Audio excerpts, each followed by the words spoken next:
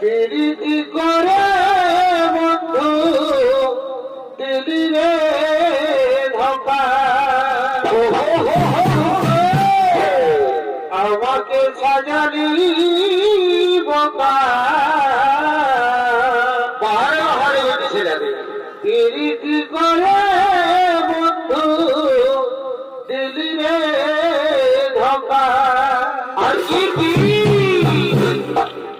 আর পরে লেগেছি যাইছি মোর দোহাতে শাখা।